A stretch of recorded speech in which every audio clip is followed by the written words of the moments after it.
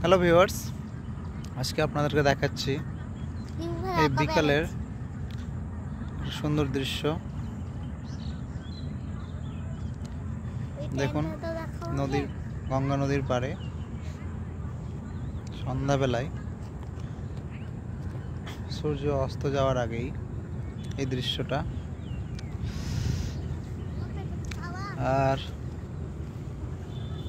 এই হচ্ছে security boat.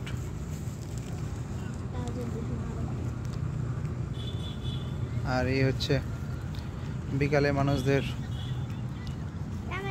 ঘুরতে আসা।